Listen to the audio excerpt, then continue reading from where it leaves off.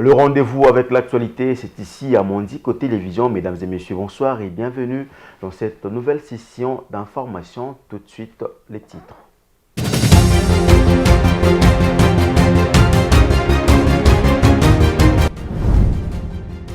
Dans un communiqué conjoint rendu public ce mardi 3 septembre, la nouvelle société civile congolaise et les réseaux des défenseurs des droits humains et des luttes contre la corruption réclament l'interpellation du directeur de la prison de Makala, du ministre de la Justice, du ministre de l'Intérieur, ainsi que des responsables des services des renseignements civils et militaires suite à la mort des 129 prisonniers la nuit de dimanche à lundi lors d'une intervention violente des forces de sécurité contre une tentative d'évasion. Les autorités congolaises tentent de plus en plus à écarter la thèse d'une attaque extérieure pour expliquer la tentative d'évasion survenue à la prison centrale de Makala à Kinshasa. Selon elles, tout aurait commencé de l'intérieur dans un pavillon surpeuplé abritant des détenus particulièrement dangereux. Cette tentative d'évasion a mis en lumière le grave dysfonctionnement du système pénitentiaire en RDC. En sport, le Léopard de la République démocratique du Congo se met en ordre de marche pour les éliminatoires de la Coupe d'Afrique des Nations 2025 qui se déroulera au Maroc. La nuit dernière, 12 joueurs ont rejoint le quartier général au Hilton Hotel à Kinshasa, portant à 20 le membre de l'équipe qui se prépare à affronter le Sili national de la Guinée et les Walias de l'Éthiopie les 6 et 9 septembre prochains.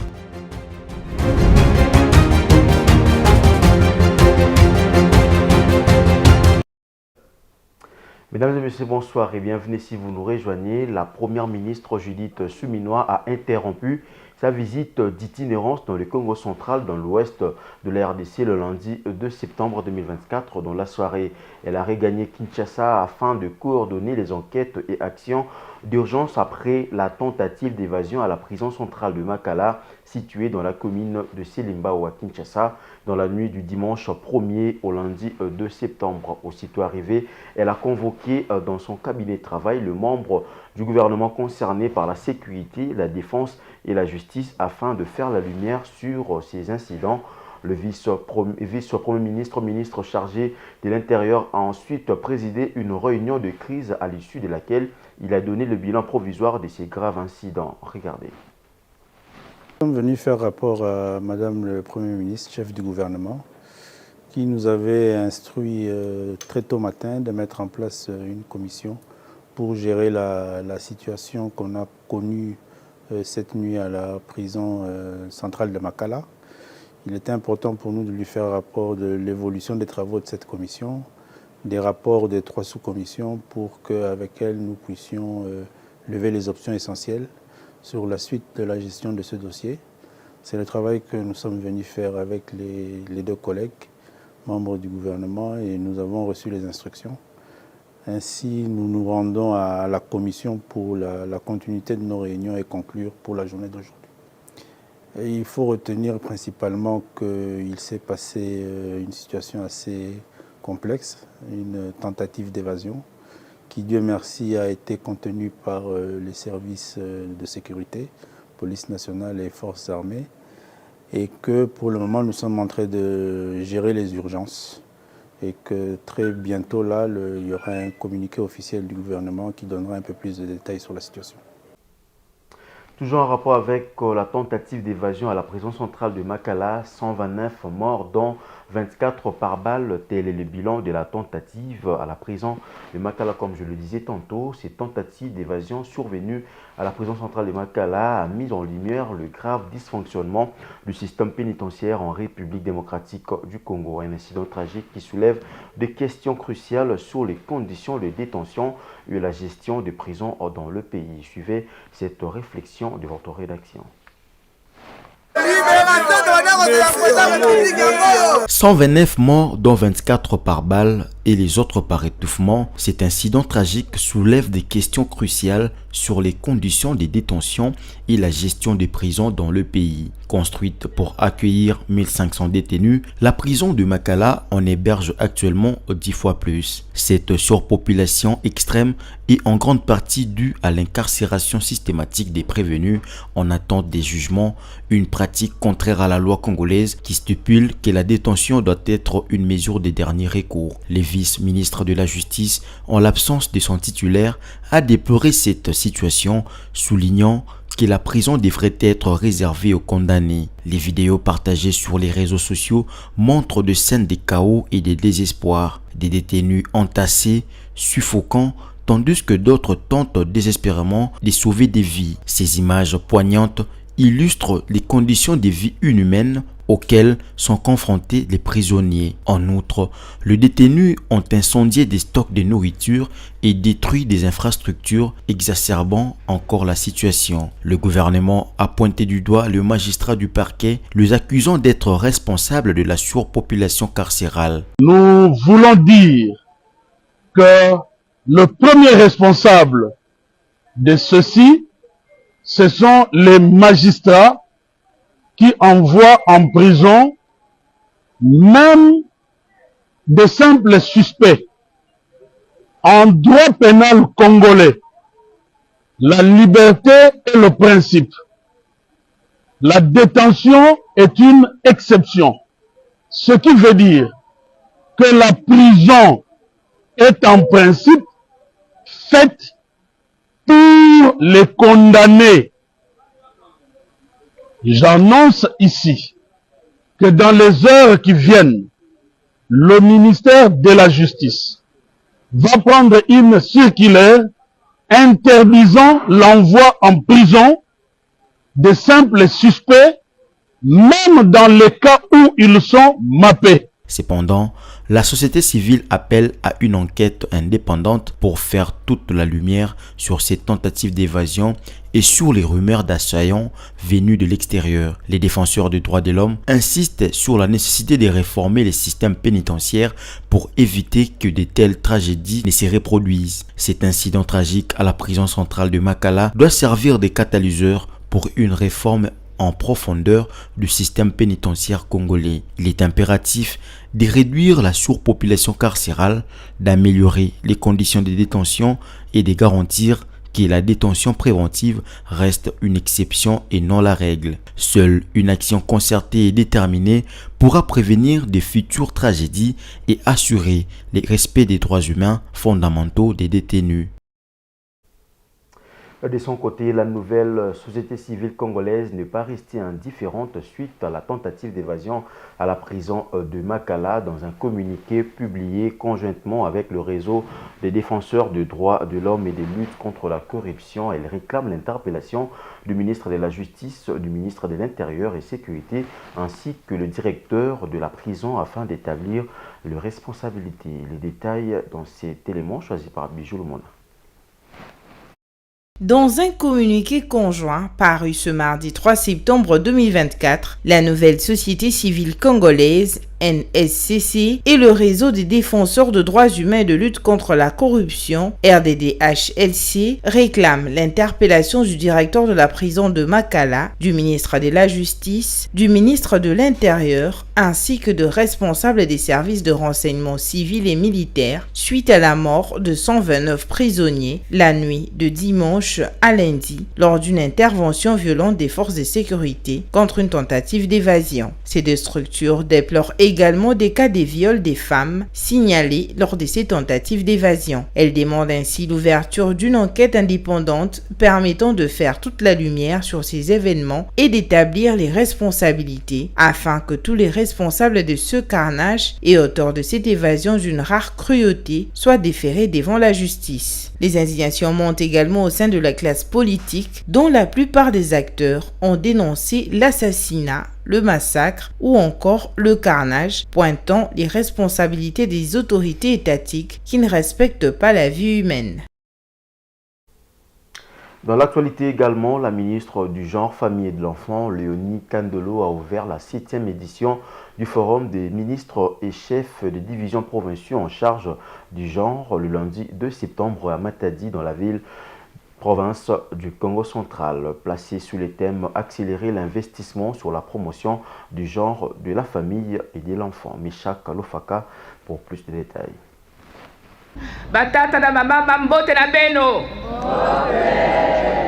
La ville de Matadi dans la province du Congo central a accueilli la 7e édition du Forum des ministres et chefs de division provinciaux en charge du genre, placé sous le thème accélérer l'investissement sur la promotion du genre, famille et de l'enfant. Le lancement officiel de ce forum a été fait le lundi 2 août à l'hôtel Ledia de Matadi par la ministre du genre, famille et enfants, Léonie Kandolo. Ce forum représente une opportunité unique pour la ministre Léonie Kandolo de partager sa vision avec ses homologues provinciaux. Cette vision s'aligne avec celle du président de la République, Félix Tshisekedi Tshilombo, et de la première ministre, Judith Suminwa, visant à promouvoir la masculinité positive tant au niveau national qu'international, ainsi qu'à protéger les droits des familles et des enfants. La ministre Léonie Kandolo a encouragé les participants des 26 provinces à profiter de ces journées pour se rencontrer, partager leurs expériences, leurs difficultés et leurs solutions. Distingués participants, la 7e édition du Forum est pour moi l'occasion de partager avec tous ma vision qui s'inscrit dans la vision nationale évoquée si haut, dans laquelle la famille est le socle de la société genrée dont nous rêvons tous. En effet, je rêve d'une société congolaise fondée sur la famille, première cellule citoyenne où hommes et femmes, filles et garçons apprennent à vivre égaux comme stipulé dans notre Constitution dans son article 12.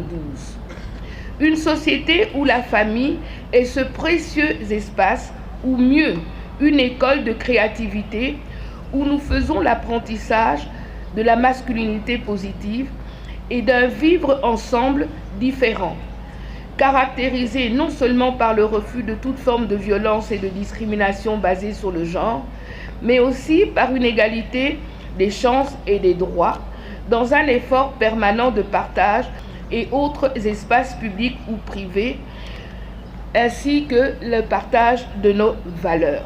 Léonie Kandolo a déployé des efforts pour récompenser les champions de la masculinité positive au sein des institutions, des entreprises publiques et dans les communautés locales.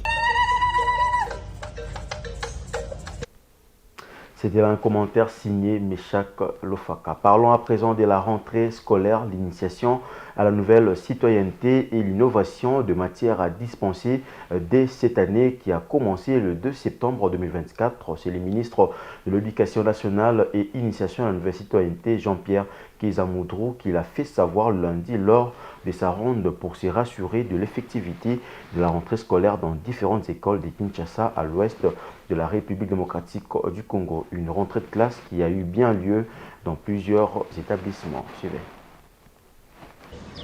Lors de cette journée, le vice-ministre Jean-Pierre Kezamoudrou a premièrement visité les élèves de l'Athénée de Lagombe au nord de la capitale congolaise. Ensuite, il s'est rendu au lycée Motema Pico dans la commune de Kasavubu au centre de Kinshasa. Il a terminé sa tournée dans la commune de Limete où il a visité les écoles Cardinal Mosengo, le collège Saint-Raphaël et l'Institut Lumumba. Jean-Pierre Kezamoudrou a annoncé l'innovation dans les systèmes éducatifs congolais dès cette année, à savoir la nouvelle citoyenneté.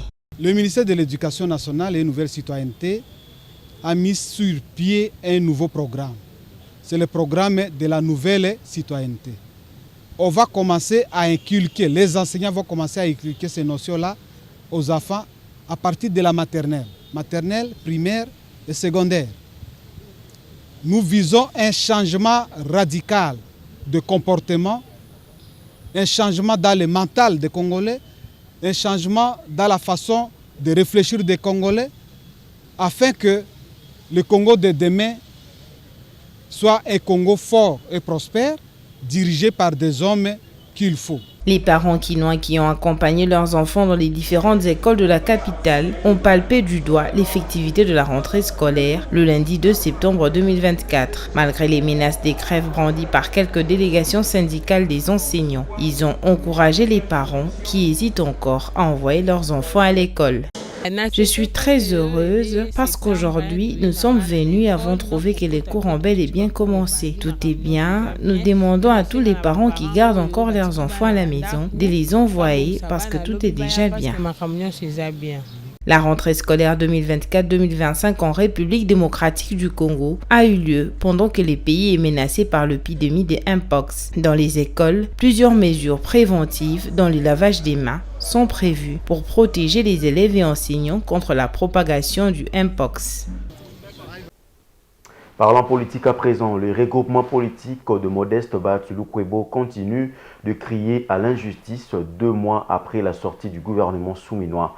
L'Alliance des forces démocratiques du Congo et alliés a décidé de mettre en place une commission préparatoire en vue d'organiser son congrès extraordinaire. Pour Modeste Bahatulukwebo, l'organisation de ces congrès n'est pas due à la question de poste qui réclame sa famille politique. Regardez. Au cours d'une conférence de presse tenue le lundi 2 septembre, Modeste Bahatulukwebo a fustigé l'injustice dans son regroupement politique Alliance des forces démocratiques du Congo et alliés AFDCA est victime au sein de l'Union sacrée de la nation. À la question de savoir s'il quitte la famille politique du président Tshisekedi, Modeste Bahati a répondu négativement. Il a affirmé qu'il y demeure membre en attendant les conclusions du congrès que son regroupement politique va tenir dans les tout prochains jours. Si réellement c'était lié au poste, je pense que nous aurions déjà claqué la porte. Parce que nous avons été lésés, c'est vrai, mais ce qu'il faut retenir, c'est qu'un droit reste un droit. Et tout travail mérite un salaire. Dans mon exposé, j'ai dit que cette question de poste, c'est une question spirituelle, c'est même une question biblique, parce que vous pouvez être méritant, mais on fait passer quelqu'un d'autre avant.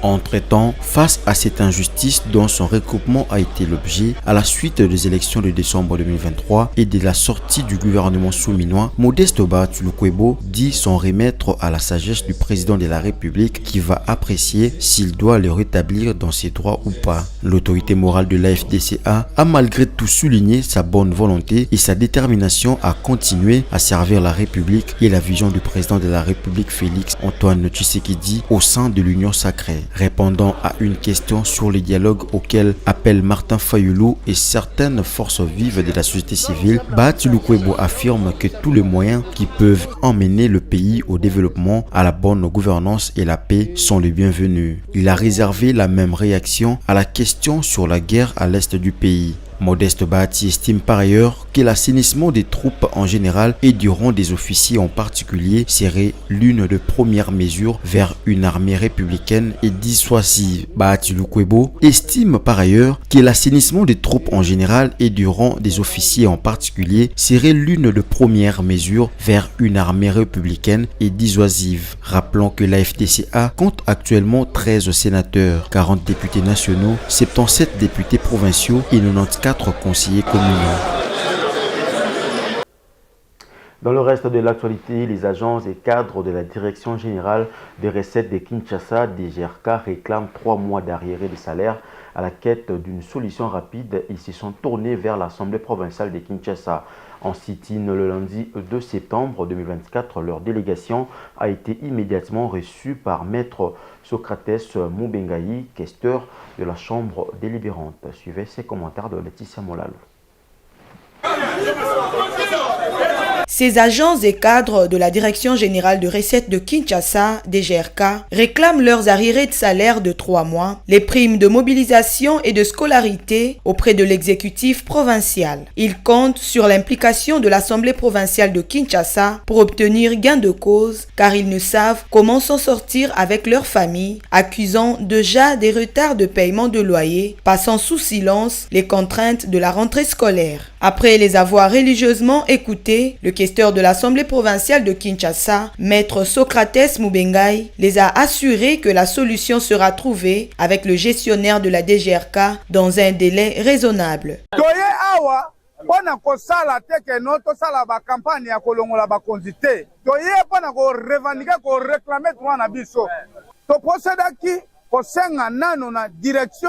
ba réparer makambo oyo ba futa biso ayebisi biso boye dans un bref délai azobenga ba conseiller DGRK pour trouver une solution d'urgence. Après les agents et cadres, le directeur général de la DGRK a été également reçu pour des solutions rapides. Après l'Assemblée provinciale de Kinshasa, cette délégation s'est dirigée au gouvernorat provincial. Et puis sport pour terminer, les Léopards de la République démocratique du Congo ont entamé leur rassemblement pour les 2 premières journées de les éliminatoires de la Coupe d'Afrique des Nations Maroc 2025. Ce sera face au Sili national de Guinée et les Walias de l'Éthiopie, respectivement le 6 et le 9 septembre à Kinshasa et à Dar es Salaam en Tanzanie. Les portiers congolais Lionel Passy, qui fait son retour après avoir manqué le dernier rassemblement du mois de juin, s'est dit satisfait et prêt à défendre valablement le drapeau national. Suivez son propos. Ça fait extrêmement plaisir de revenir en sélection après la CAN, clairement. Je me suis blessé après la CAN et quand j'ai vu mon nom dans la sélection, c'était une grande fierté d'être de retour dans l'équipe. En juin, je les ai suivis et j'avais qu'une envie, c'était d'être avec eux. Et aujourd'hui, j'ai la chance d'être là, du coup, c'est cool, je suis content. Je pense que ça va pas changer. Le groupe, je l'ai quitté, l'ambiance a été top. J'étais pas avec eux en juin, mais ouais, on s'écrivait pas mal. Du coup, je dirais pas que j'ai vécu le rassemblement de juin, mais j'ai vu que ça se passait super bien. Et là, j'ai hâte de retrouver tout le monde et qu'on puisse bien se préparer pour le match de vendredi. On sait que c'est un match important, c'est le premier match de la campagne de qualification pour la prochaine Coupe d'Afrique des Nations. Et on a à cœur de bien commencer cette campagne de qualification. Je pense qu'on va bien bosser cette semaine. On va bien écouter les consignes du coach et on va se tenir prêt pour pouvoir jouer ce match contre la Guinée qu'on a rencontré à la CAN. On sait que ça va pas être simple, mais on sait aussi qu'on est à la maison et on a à cœur de rendre fiers tous les Congolais. On vous attend vendredi et mettez le feu vendredi au Stade des Martyrs. Place à présent au rappel des titres.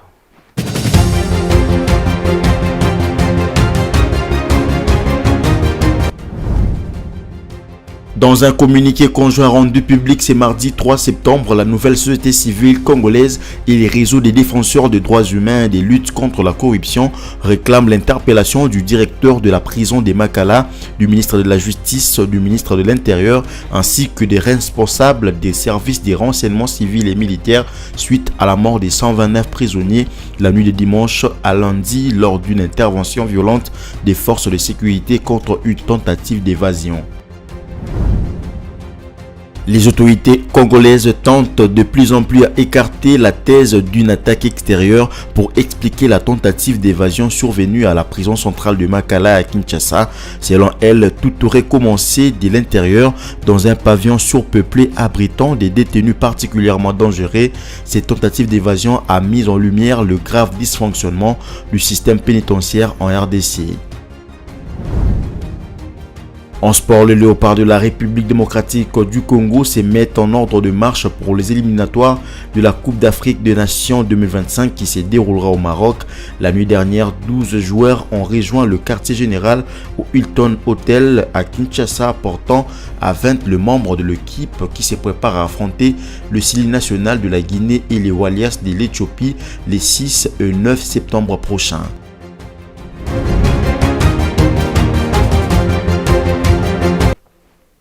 C'était là l'essentiel de l'actualité, mesdames et messieurs. Merci de l'avoir suivi. Dans l'entretemps, l'actualité reste en continu sur mondico.tv/info. Ensuite, des programmes sur nos antennes en notre compagnie. Au revoir.